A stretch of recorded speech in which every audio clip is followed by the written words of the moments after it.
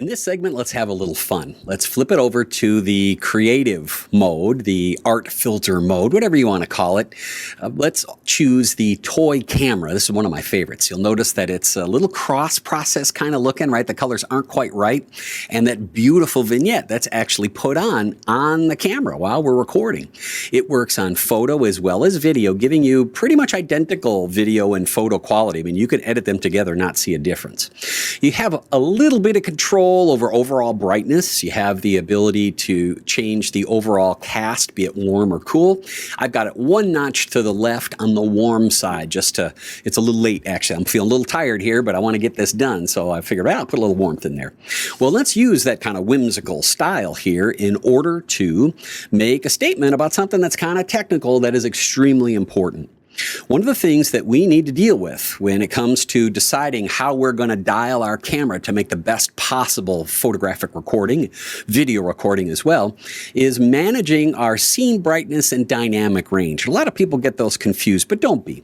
Here's what it means. The opening shot where I'm outside and walking into the camera there on that beautiful fall day, the scene brightness there, if we were to take some tools and actually measure that, we'd use a tool like this Sekonic spot meter. Actually, this is a zoom spot meter.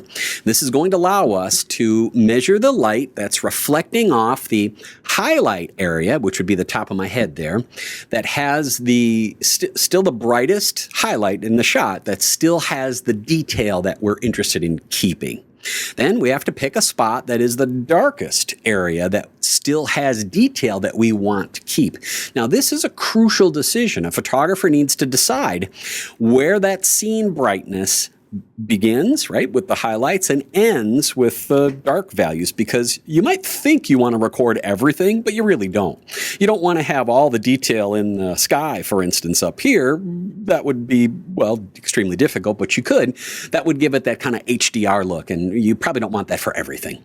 So what we need to do is we need to figure out how we're going to communicate to our camera. Hey, camera, how do you feel about recording a lot of highlight and a lot of shadow on this shot to give me lots of detail? And on the other hand, when you have a very gloomy day or you're inside in a very, very evenly lit spot, you don't have a very big scene brightness range there at all. Well, you're going to need to tell your camera to work in a smaller dynamic range to meet that. So scene brightness is the distance between highlight and shadow that you want detail in, measured in f-stops from the brightest to the darkest. That width is your scene brightness. Your job as a photographer is to decide how much of that scene brightness do I want to record by setting the camera's dynamic range. So dynamic range isn't really in the room here, that's scene brightness. And there is no scene brightness in my camera, that's dynamic range. Same thing, kind of really, but we use different words for that. Right, got to make photography difficult somehow, right? Well, if you notice that opening shot, we're out in the big fall there, right? Here's a screen grab from that. When we measure the values, we see that the area up in my hair there, Mr. Handsome's platinum hair, that we still have detail retention is f64 and 2/10. And down in the darkest shadow in the fence down here that we still have detail and we still want detail is f4 and 3/10. Well, that's pretty big spread. We need to let the GH3 know that we're interested in recording as much of that as we possibly can, and there is a limit to it. So in that case, we're going to tell the camera, hey, do me a favor, work in the high dynamic range values and record as much of that sparkly highlight and as much of that deep shadow as possible. Well, when we fire up the dynamic range into high mode, and I've made a print of this here, when you look up here in the super edges of the leaves there, not the blown out sky, but right around that, look at how much detail we're able to hold in that. And how about these brightly reflected leaves? Wow, that's a ton of detail. Well, what about in the shadows? Let's go down into that fence. Look at that. That's a lot of detail. That's from having our dynamic range set to high.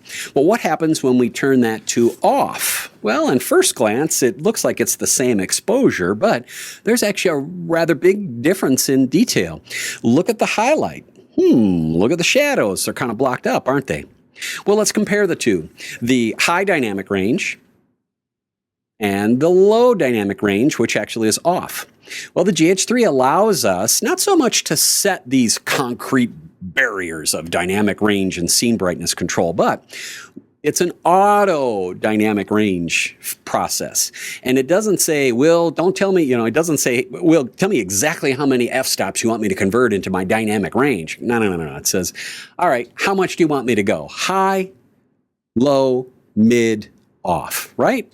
You choose. This is one of the things that you need to make as part of your creative process setup. Now, when I was shooting Nikon cameras, we had something that was similar to this. It was called active D-lighting. And if you're coming out of Nikon, moving into GH3, don't think that these behave the same way. They certainly don't. The active D-lighting gave us a big headache when we were shooting, for instance, high key shots, right? White background. We would have to make sure that the active D-lighting was turned off because it would throw our exposure all over the place. Doesn't seem to be the case with the GH3 also. I don't know for sure, but I sense that once you turn on functions like face detect or face recognition, the camera does know that you're talking about making people portraits, and it will base its decisions on things like iDynamic as well as iResolution and auto white balance based on the face or the faces that it sees. So that's what we need to pay attention to, and I think iDynamic is one of those tools that you should be setting every time you pick up that GH3 camera, because it'll make you better photos and better video, much better video.